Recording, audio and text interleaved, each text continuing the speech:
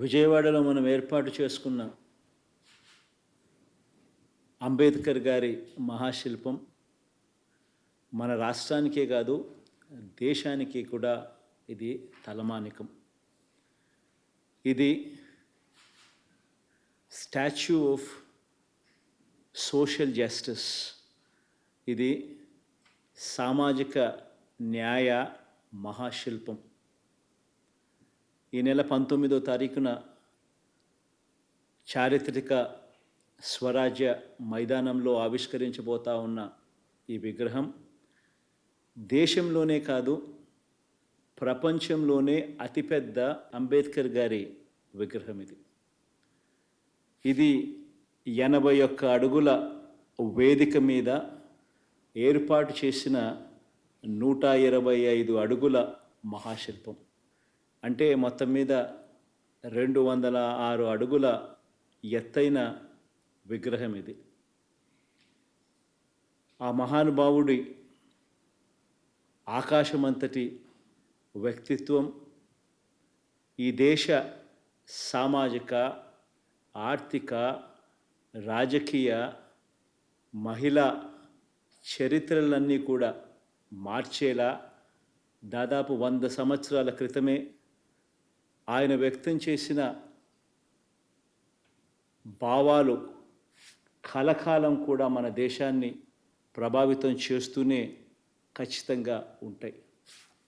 బాధ్యతతో ఆయన భావాల మీద అచంచల విశ్వాసంతో వాటిని మన నవరత్నాల్లో అనుసరిస్తూ ఉన్న ప్రభుత్వంగా ఏర్పాటు చేసిన ఈ విగ్రహ ఆవిష్కరణ సందర్భంగా 19వ తారీఖున అందరూ కూడా తరలి రావాలని కోరుతా ఉన్నాను.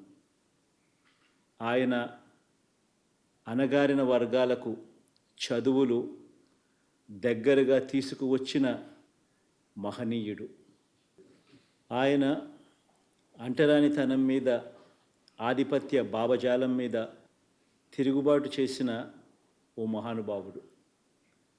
ఆయన సమసమాజ భావాలను నిలువెత్తు రూపంలో చూపించిన ఒక గొప్ప వ్యక్తి. ఆయన రాజ్యాంగం ద్వారా, రాజ్యాంగ హక్కుల ద్వారా నిరంతరం మనల్ని కాపాడే ఓ మహాశక్తి.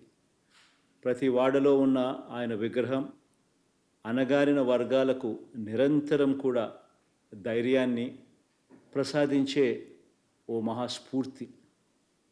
దళితులతో పాటు కులాలు, మతాలకు అతీతంగా పేదలందరి జీవితాల్లో ఈ 77 సంవత్సరాల్లో వచ్చిన అనేక మార్పులకు మూలం డాక్టర్ బాబాసాహెబ్ అంబేద్కర్ గారి భావాలు. కాబట్టే ఆయన్ను ఇంతగా మనమందరం కూడా గౌరవించుకుంటా ఉన్నాం. మన విజయవాడలో ఆవిష్కరిస్తూ ఉన్న ఈ మహాశిల్పం మన రాష్ట్ర చరిత్రలో సువర్ణాక్షరాలతో నిలిచిపోవడానికి మాత్రమే కాకుండా చరిత్రను తిరగరాసేలా 100 సంవత్సరాల పాటు స్ఫూర్తిని కూడా విగ్రహం ఇస్తూ పోతూ ఉంటుంది. ఇది మన సమాజ గతిని సమతా భావాల వైపు మరల్చడానికి, సంఘ సంస్కరణకు, పెత్తందారి భావాల మీద తిరుగుబాటుకు, రాజ్యాధికారంలో పేదల స్థానాన్ని సుస్థిరం చేసేందుకు నిరంతరం స్ఫూర్తి ఇస్తుందని విశ్వసిస్తున్నాను. జై హింద్.